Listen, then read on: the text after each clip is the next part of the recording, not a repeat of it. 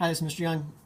This is going to be some problems on percent concentration or percent concentration by mass. Again, this is a concentration unit. There's a couple concentration units we'll use in terms of how strong a solution is.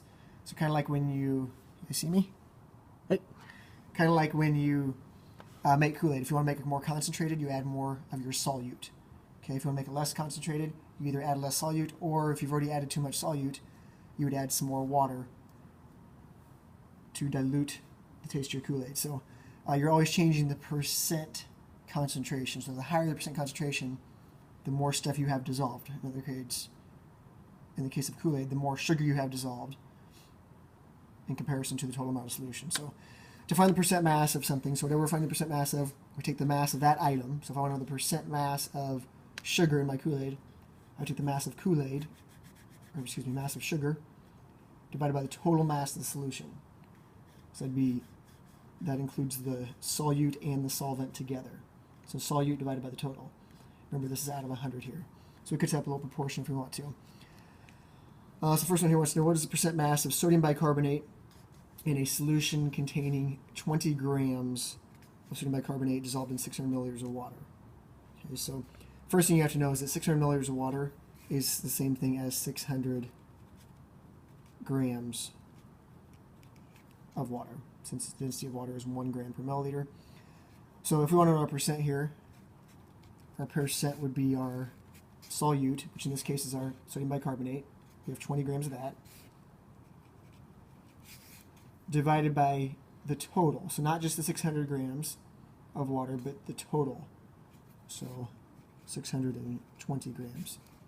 So it's the sodium bicarbonate's weight, or mass, excuse me, divided by the mass of the entire solution. Divide those two. Obviously our percent is going to be as a decimal to start with. You get 0.032. Move your decimal over 2 places, which would be 3.2%.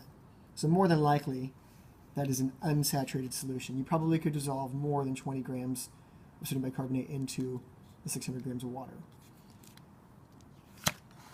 Another situation here, some bleach solution. Bleach solution is sodium hypochlorite. Excuse me, sodium hypochlorite. If you had 1,500 grams of bleach solution, it tells you the percent mass of the sodium hypochlorite is 3.62%. So only a small percentage of this is sodium hypochlorite. The other 96% is water. It wants to know how many grams of sodium hypochlorite are in the solution. So out of these 1,500 grams, how many are those? So I think the easiest way to do this is maybe set it up as a proportion. Some of you guys can probably just multiply your percent and know this, but if we make our percent 3.62 over 100, or if you want to write as a decimal, 0.0362, equals, again, we want the mass of our solute over the total mass of solution. So we're looking for the mass of our solute, X. Total mass of our solution is 1,500 grams. So we're just going to cross multiply and divide. So remember, always multiply the sides where there's no variable. So 1,500 times 3.62 divided by 100. And our answer there is 54.3 grams of the sodium hypochlorite. Again, that is our solute. If I want to know how many grams there are of our solvent, which I assume is water in this case, the total solution is 1,500 grams minus 54.3 grams. So we'd have about 1,445 grams of water to make this solution. So a pretty low percentage. Most of the bleach you buy is about a 5% solution or less. Third question here in your notes. This is letter C. In order to maintain an NaCl concentration similar to ocean water, an aquarium must contain 3.6 grams of sodium chloride per 100 grams of water. So we have this aquarium trying to keep, excuse me, there's the bell at the end of the day.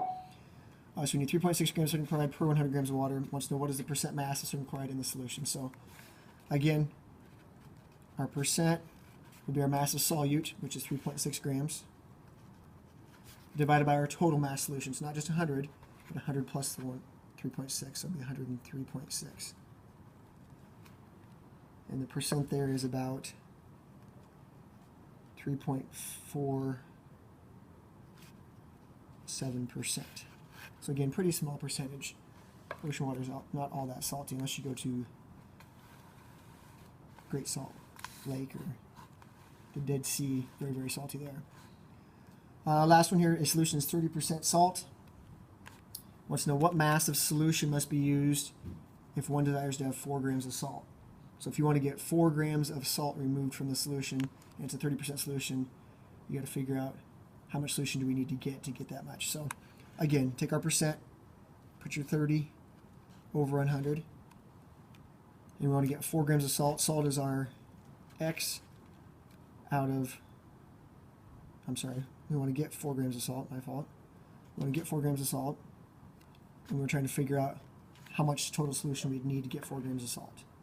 So we need 50 grams of solution, we need 60 grams of solution. What do we need for grams of solution? So this time I'm going to cross multiply 100 times 4 divided by 30. Again, multiply this direction where there's not a variable, divided by the 30.